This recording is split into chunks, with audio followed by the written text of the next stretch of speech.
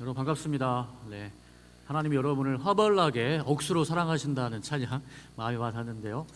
네, 그 사랑이 오늘 마음 가운데 좀 느껴졌으면 좋겠습니다.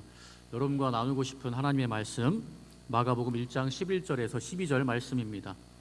마가복음 1장 11절에서 12절 말씀, 여러분 앞에 성경책이 있으면 한번 찾아보는 것도 좋을 것 같아요. 마가복음 1장 11절 12절 말씀, 신약 성경의 두 번째 책 마태 마가복음 1장 11절 12절. 우리 두 구절 말씀입니다. 두 구절 말씀 짧으니까 우리 큰 소리로 한번, 큰 목소리로 한번 크게 한번 읽어보겠습니다. 시작. 하늘로부터 소리가 나기를 너는 내 사랑하는 아들이라 내가 너를 기뻐하노라 하시니라. 성령이 곧 예수를 광야로 몰아내신지라. 몰아내신지라로 끝났습니다. 오늘 이해하기 힘든 하나님의 사랑이라는 제목으로 하나님 주신 은혜를 여러분과 나누고자 합니다. 과거에 그 교회에서 전도할 때, 길거리 전도 같은 거 할 때, 또 교회에서 어떤 전도 축제를 할 때 그때 많이 사용한 문구가 있습니다. 전도 문구. 그게 뭐냐면, PPT 보여주실래요? 아마 이거 예전에 교회 다니는 친구들은 아마 본 적이 있을 것 같아요. 하나님은 당신을 사랑하시며 당신을 향한 놀라운 계획을 가지고 계십니다. 혹시 이거 들어보셨나요? 본 적 있나요?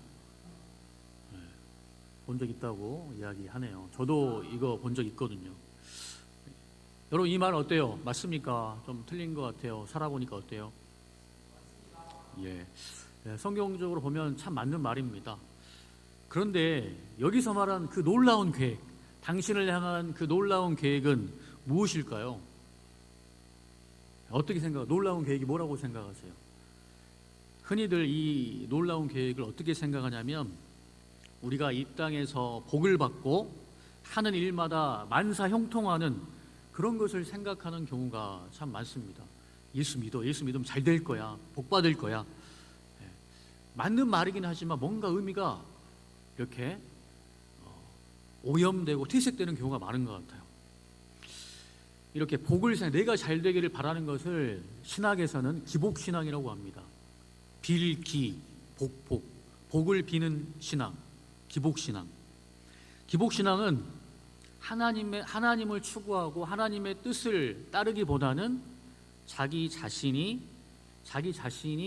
잘 되고 자신의 뜻이 이루어지기를, 자신의 소원이 이루어지기를 원하는 그런 신앙을 기복신앙이라고 해요. 만약 이것이 기독교 신앙이라고 한다면, 다시 말해서 우리가 믿는 신 하나님이 우리 인간의 요구를 들어주는 신이라고만 한다면 사람들이 하나님을 뭐라고 생각할까요?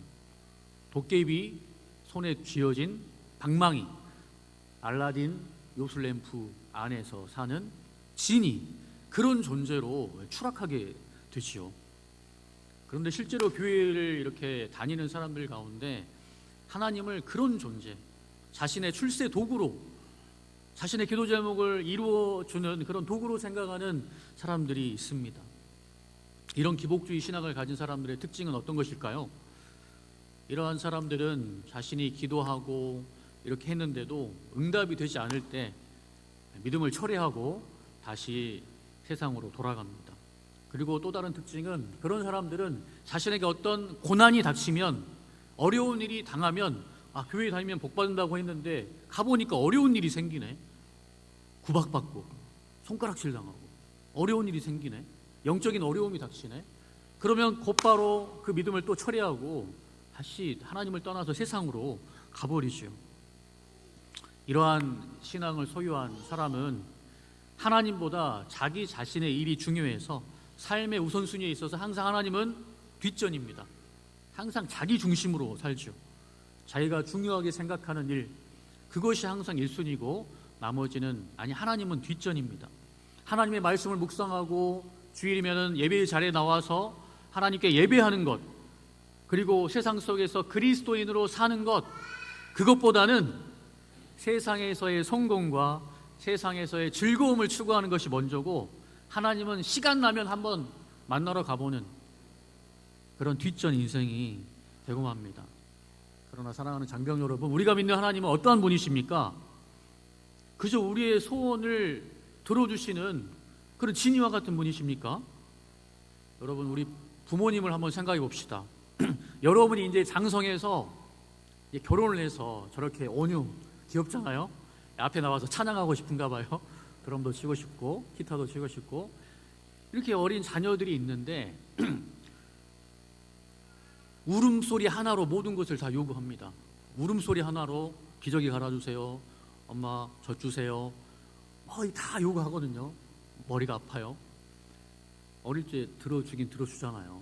근데 조금 컸을 때 이것저것 다 요구합니다. 여러분, 우리 온유가 요구하는 거 다 들어주면 어떻게 돼요?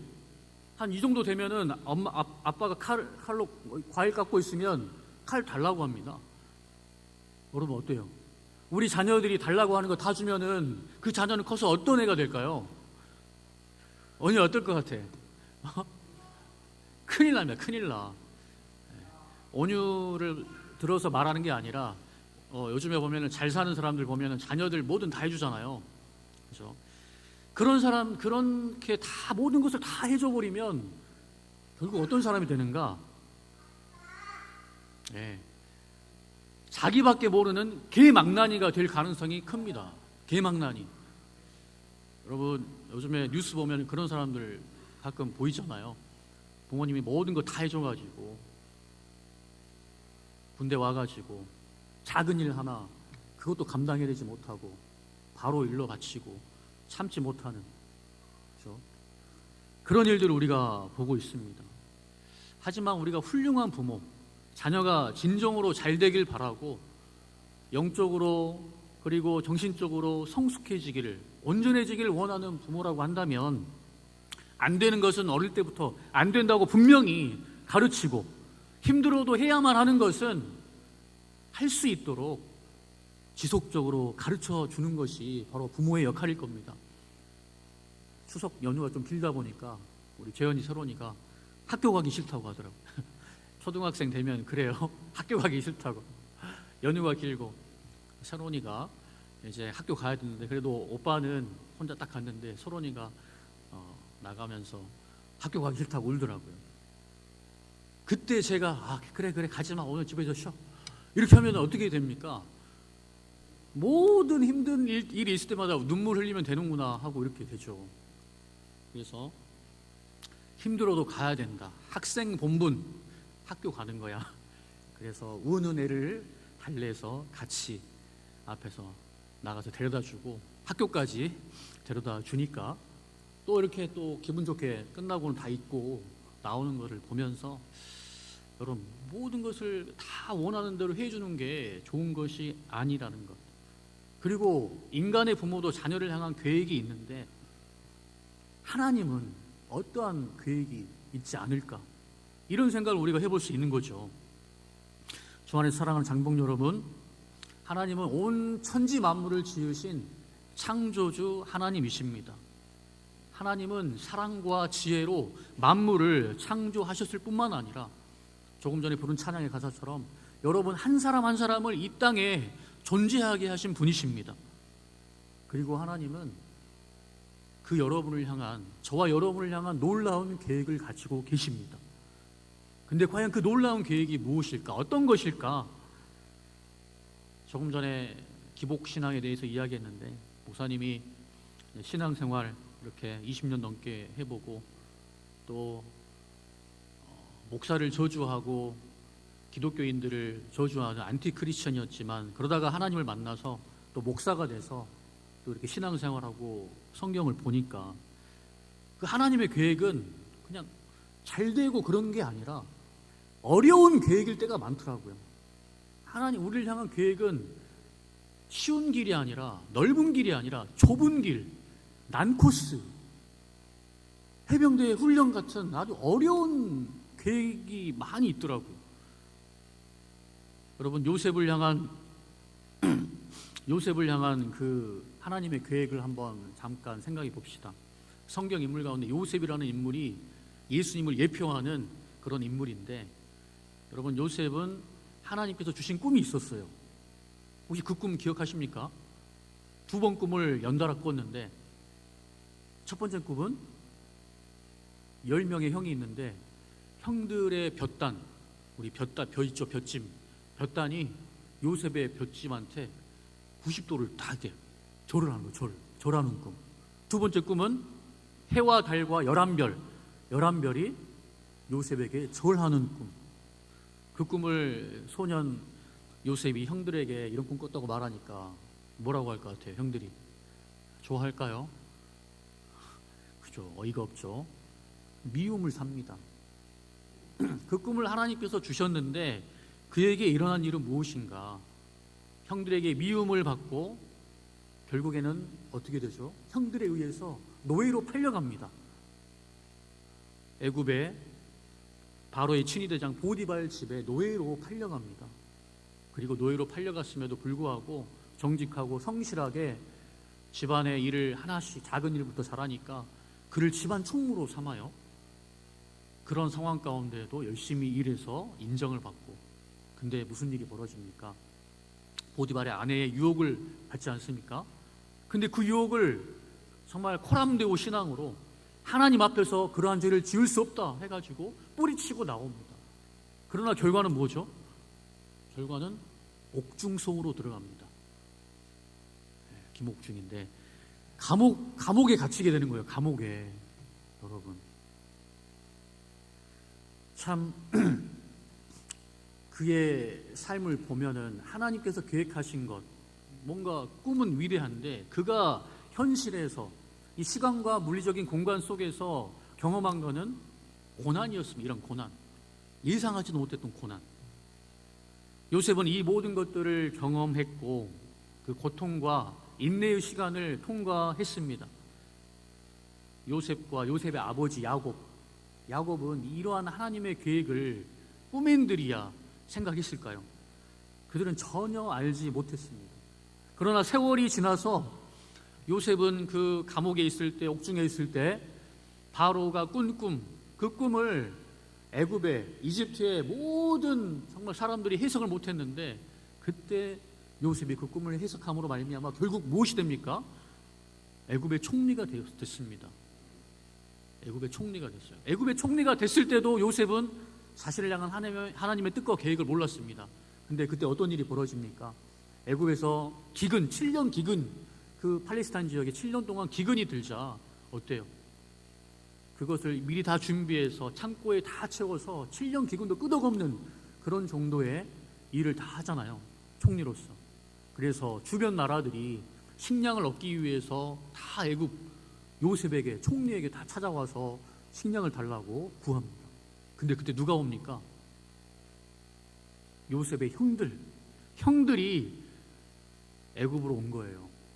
그리고 총리에게 감히 얼굴도 못 들면서 구걸하잖아요. 우리가 먹을 것이 없어서 이렇게 왔다고, 좀 달라고. 그때 요셉이 형들의 모습을 보면서 어땠을까요? 깜놀이죠, 깜놀. 처음에는 화도 나고 그럴 텐데, 그죠? 자신을 팔았으니까, 자신 죽이려고 했으니까. 근데 그가 형들이 자신 앞에서 절하는, 엎드려 절하는 그 모습을 보면서 하나님께서 주신 그 꿈이 생각나는 거예요. 꿈. 아, 하나님이 그때 내게 그 꿈을 주셨는데 바로 이거구나. 다 잊고 있었는데 이게 하나님의 계획이었구나 라는 깨달음을 얻게 됩니다. 그러면서 요셉이 형들한테 저 요셉입니다 라고 말하니까 어떨까요?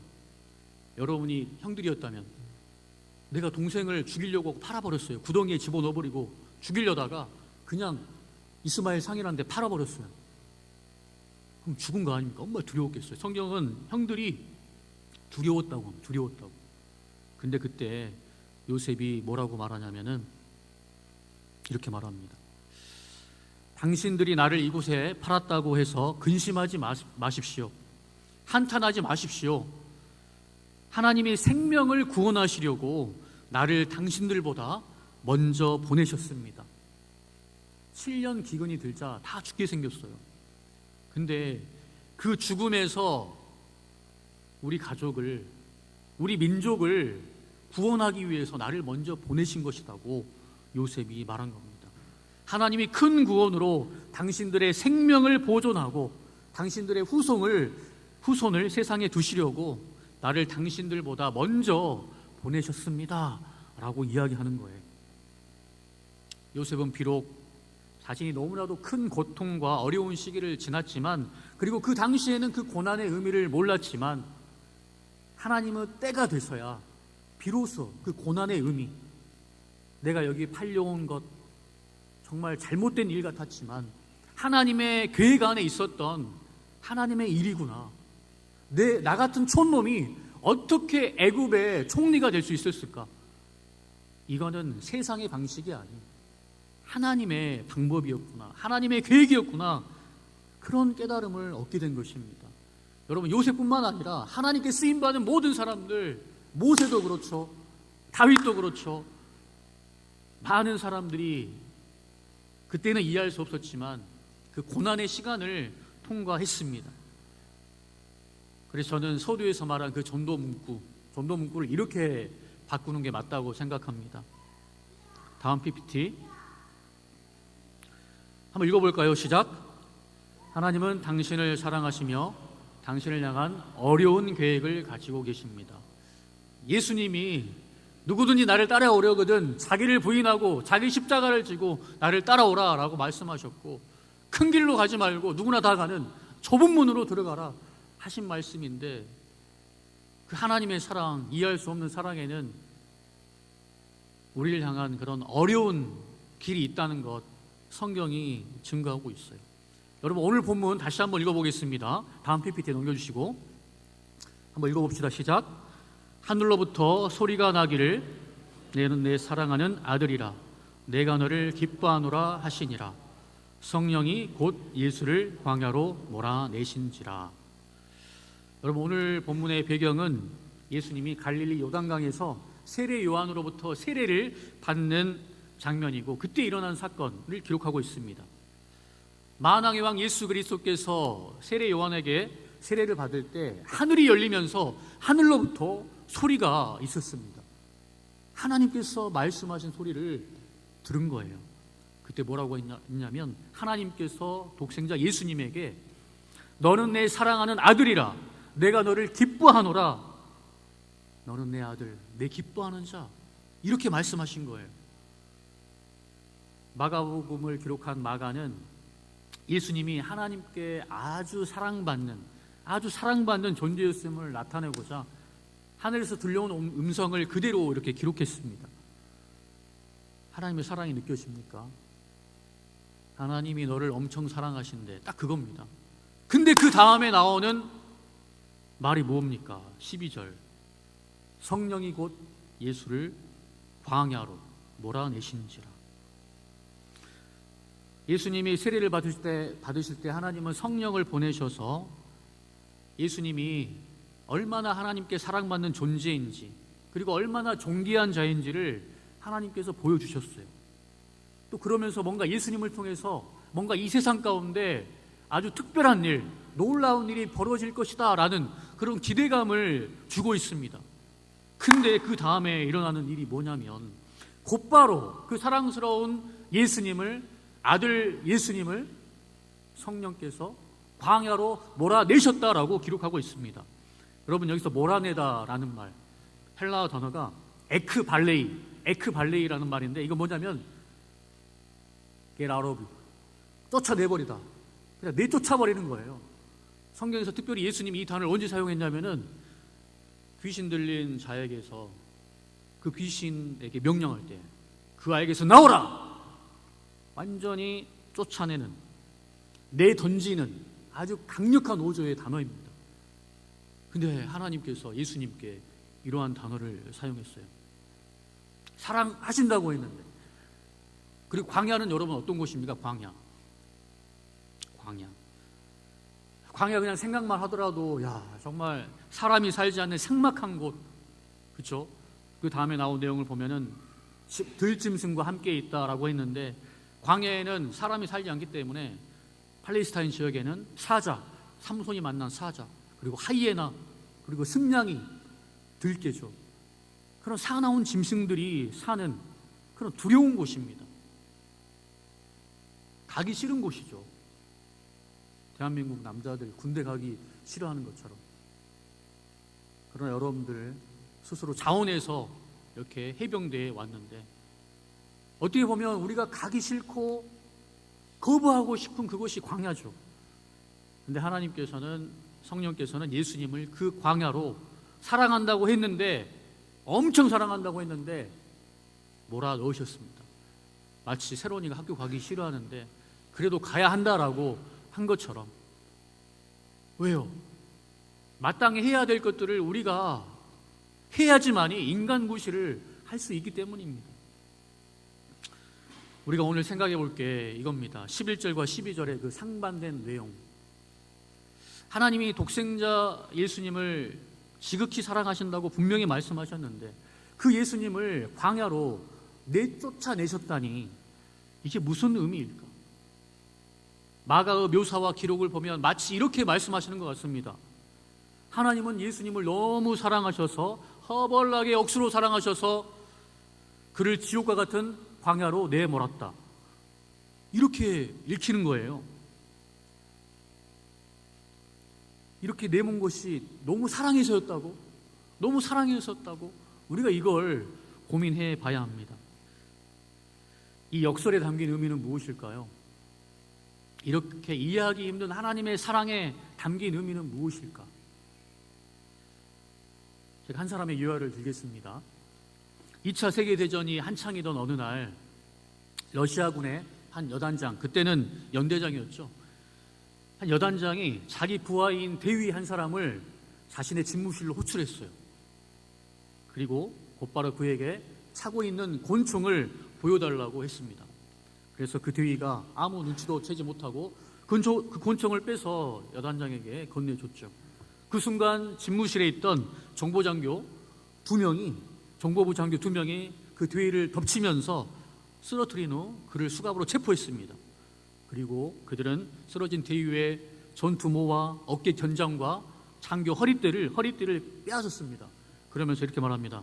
너를 이 시간부로 체포한다. 그러자 대위는 도저히 내가 잘못한 게 없는데 왜 그러냐고 이렇게 소리칩니다. 도무지 이해할 수가 없었어요. 왜냐하면 그의 아버지는 1차 세계대전 가운데 정말 명성을 떨쳤고, 그래서 러시아 사람들에게 애국자 칭호를 받은 사람이었고, 이 대위 또한 4년 동안 열심히 2차 세계대전 가운데 열심히 복무를 수행하고 있는 장교였고, 불과 10일 전만 하더라도 총탄이 빗발치는 곳에 나아가서 전투 임무를 수행하고 무사히 완벽히 수행하고 돌아온 후였거든요. 그러니 이해가 안 되죠. 도무지 이해할 수가 없었어요. 그 당시는 체포 사유를 밝히지 않고 그냥 체포해가지고 감옥에 보내버리는 일들이 많았다고 합니다. 근데 그의 상관이던 여단장님은 두 손이 묶인 채 밖으로 끌려나가는 그 대위를 다시 불려들여서 자세하게는 말하지 않지만 딱 한마디, 왜 너가 잡혀갔는지에 대한 그 암시를 이렇게 이야기해 줬다고 해요. 자네 친구가 현재 우크라이나 전선에 나가 있다지? 딱 이 한마디. 우리는 무슨 말인지 모르지만 뭔가 일을 한 이 대위는 아차 하고 생각을 한 거죠. 아, 내가 우크라이나에서 전투하고 있는 친구한테 편지 썼는데 그때 고향 친구에게 스탈린을 비난하는 편지를 썼었는데 그때는 검열이 많았거든요. 검열. 공산 국가에서는 검열 잘하잖아요. 그 한마디, 너무 엄청나게 강한 비판도 아니고 좀 더 지도자로서 어떻게 해야 된다라는 자신의 생각을 딱 피력했는데 그게 딱 걸려가지고 그가 무려 8년 동안 시베리아 강제 수용소에서 갇혀서 옥중 생활을 하게 됩니다. 그뿐만 아니에요. 그가 글을 쓰고 소설을 쓰고 하는데 그게 모두가 다 공산주의의 어떤 잘못된 점, 포롱 수용소가 정말 비인간적이고 비인격적이고 공산주의 체제에 정말 허구와 잘못된 점들을 막 지적하거든요. 그러니까는 가만히 안 놔두고 유배 생활, 미국으로 쫓겨나기도 하고 그런 생활을 거치게 됩니다.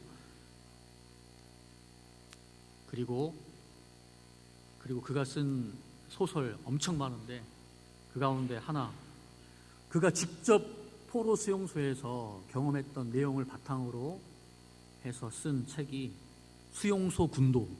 혹시 수용소 군도라는 책 들어본 사람 있을까요? 요즘에 책을 많이 안 읽죠. 이게 고전 중에 고전인데, 수용소 군도라는 책을 써가지고 전 세계 수많은 독자들에게 공산주의 소련의 참상을 이렇게 알렸습니다. 여러분, 그가 누구냐면은 1970년도에 노벨 문학상을 탄 알렉산드르 솔제니친. 솔제니친 들어보셨나요?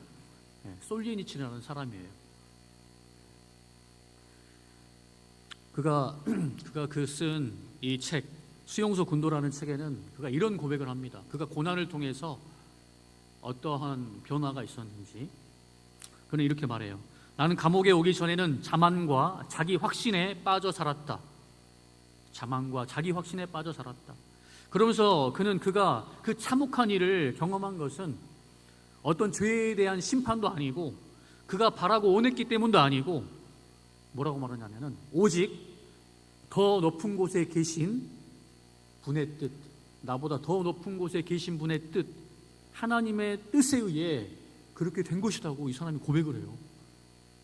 그가 그 책에서 잠깐 시를, 자신의 마음을 표현했는데 한번 보겠습니다.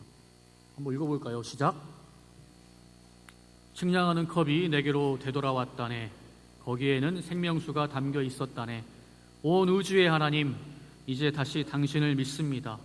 내가 당신을 경멸했을 때에도 당신은 내게서 떠나지 않으셨습니다. 솔제니츠는 처음에는 하나님을 원망하고 비난하고 아무 능력도 없는, 아무것도 행할 수 없는 그런 무능력한 신에 불과하다라고 이렇게 생각을 했지만, 그 고난의 시간을 통해서 그가 깨달은 것은 이 광야의 고통 가운데 내가 해야 될 가장 중요한 일은 바로 하나님과의 관계를 새롭게 하는 것이라는 것을 그가 깨달아요.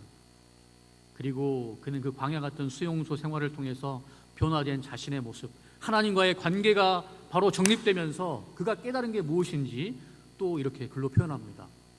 다음 PPT 한번 읽어보겠습니다. 시작. 이전에는 나는 누구에게도 용서를 베풀지 않았다. 나는 국률 없이 사람들을 마구 정죄했다. 그리고 나처럼 절제하지 못하는 자들을 오히려 칭찬했다. 그러나 그 모든 환난을 겪고 나서 이제 나는 다른 이들을 마구 정죄하기보다는 온유하게 대해야 한다는 사실을 알았다. 그리고 나 자신에게 어떠한 약점이 있는지도 깨달았다.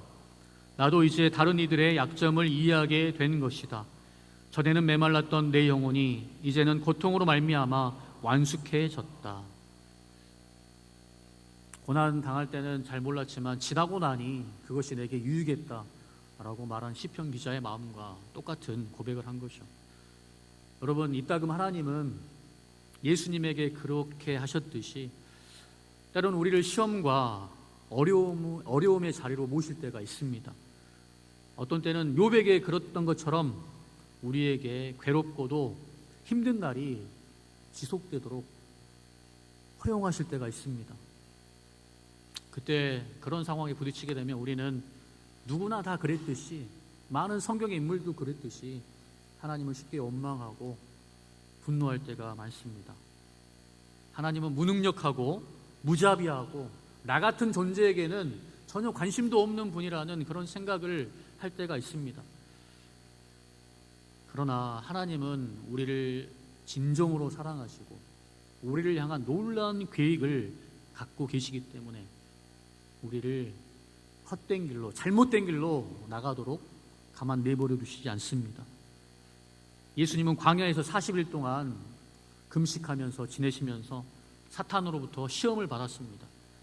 아담이 실패했고 모세와 이스라엘 백성이 광야 생활에서 실패했던 그 시험을 예수님은 홀로 승리하셨습니다. 그리고 예수님은 이 광야의 시간을 통과한 후에야 공생의 사역을 본격적으로 시작하셨습니다. 우리가 이 점을 생각한다면 하나님께서 예수님을 광야로 이끄신 것이 다름 아니라 본격적인 사역을 앞두고 반드시 거쳐야만 하는 그러한 시기였다는 것, 그러한 시간이었다는 것을 우리가 알 수 있습니다. 마치 여러분이 해병대 빨간 명찰을 달기 위해서 무적해병, 신화를 남긴 해병, 귀신 잡는 해병이라는 이 명예로운 해병대 명찰을 달기 위해서 실주 훈련을 여러분이 통과해야만 했던 것처럼, 그걸 했기 때문에 여러분들 지금 여기 있는 것처럼 하나님께서는 저와 여러분들을 더 멋지고 더 훌륭하고 더 영광스러운 모습으로 만들기 위해서 저와 여러분을 때로는 그 어려운 고난의 광야를 통과하게 하신다는 사실입니다. 히브리서 기자는 이러한 하나님의 섭리를 잘 표현했는데요, 히브리서 2장 18절을 한번 읽어보겠습니다. 시작. 그가 시험을 받아 고난을 당하셨은즉 시험받는 자들을 능히 도우실 수 있느니라. 예수님이 그러한 시험을 견뎌야만 했기에, 견디셔야만 우리의 시험을, 우리의 어려움을 아시죠. 그렇죠? 솔제니친도 포로 수용소에서 그 사람 백성들이 굶주리고 힘들어하는 그 모습, 그러면서 공산주의 체제의 잘못된 부분을 깨달은 후에야 그러한 글들을 쓸 수 있었던 것처럼, 수능에서 한번 떨어져 본 사람이 재수생들을 위로할 수 있는 것처럼, 목사님처럼 경찰서에 가보고 법원에 가본 사람이 그러한 사람들을 이해할 수 있는 것처럼 말입니다. 고린도후서 1장 3절 4절도 사도 바울은 이렇게 말합니다. 한번 읽어보겠습니다. 시작. 찬송하리로다. 그는 우리 주 예수 그리스도의 하나님이시요 자비의 아버지시요 모든 위로의 하나님이시며 우리의 모든 환난 중에서 우리를 위로하사 우리로 하여금 하나님께 받은 위로로서 모든 환난 중에 있는 자들을 능히 위로하게 하시는 이시로다. 솔제니친이 하나님을 원망했지만, 그 시간 가운데 원망했지만 그때에도 하나님은 나를 버리지 않고 나와 함께 하셨다는 것을 그가 깨달았습니다. 우리가 어떠한 고난이 있을 때 하나님은 때로 우리는 푸른 초장으로 인도하시지만 사망의 음침한 골짜기로도 보내시거든요. 그러나 그 가운데 하나님께서 함께 하심으로 말미암아 우리가 그러한 어려움 당한 사람들을 위로할 수 있는 상처 입은 치유자가 되게 하시는 것입니다. 이제 말씀을 맺습니다. 성경은 우리를 사랑하시는 하나님이 우리를 위해서 어려운 계획을 가지고 계시고, 그 연단의 시간을 통해서 우리를 하나님께서 원하시는 영광스러운 모습으로, 그리스도의 장성한 분량에 이르는 모습으로 인도하실 것이라고 분명히 말합니다. 우리 안에서 착한 일을 시작하시는 이가 그리스도 예수의 날까지 반드시 그것을 이루실 것이라고 약속합니다. 어쩌면 군복무 중인 여러분들에게 지금의 군생활이 광야일 수 있습니다. 그러나 우리가 잘 아는 말, No pain, no gain, no cross, no crown. 여러분, 이 말은 인생의 진리입니다. 예수님께서 십자가를 통과한 후에야 하늘의 영광을 받으신 것처럼 말입니다. 장석주 시인의 대추 한 알이라는 시를 마지막으로 여러분에게 소개하고 말씀을 맺겠습니다. 대추 한 알, 제가 한번 읽어보겠습니다. 시인은 참 관찰력이 참 특별한 것 같아요. 대추 한 알을 보고 이런 시를 썼습니다. 한번 읽어보겠습니다. 적의 저절로 붉어질 리는 없다. 저 안에 태풍 몇 개, 저 안에 천둥 몇 개, 저 안에 벼락 몇 개, 저 안에 번개 몇 개가 들어서서 붉게 익히는 것일게다. 적의 저 혼자 둥그러질 리는 없다. 저 안에 무설이 내린 몇 밤, 저 안에 땡볕 두어 달, 저 안에 초승달 몇 달이 들어서서 둥글게 만드는 것일게다. 대추야, 너는 세상과 통하였구나. 천지 만물 다 하나님께서 기르시고 입히신다고 했는데, 대추 하나를 이렇게 열매 맺게 하기 위해서, 있게 하기 위해서 하나님이 이러한 일들을 행하셨다면, 하나님의 형상대로 지음받은 저와 여러분들을 향한 그 일들은 어떻겠습니까? 하나님의 사랑에는 우리가 통과해야만 이해할 수 있는 그런 고난이 있습니다. 그 고난에 담긴 하나님의 뜻을, 선한 뜻을 신뢰하고 그 주어진 길을 믿음으로 한 걸음 한 걸음 전진해 나가는 여러분 되시기를 주님의 이름으로 축원합니다. 83대대 우리 신우들 이제 11월이면 또 이제 전방 부대 교대하잖아요.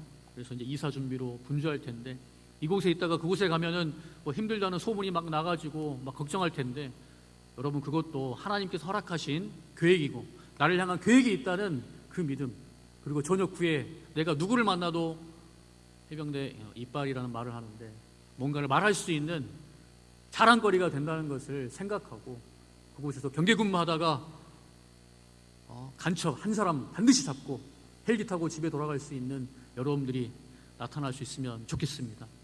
우리 이제 모두 자리에서 일어나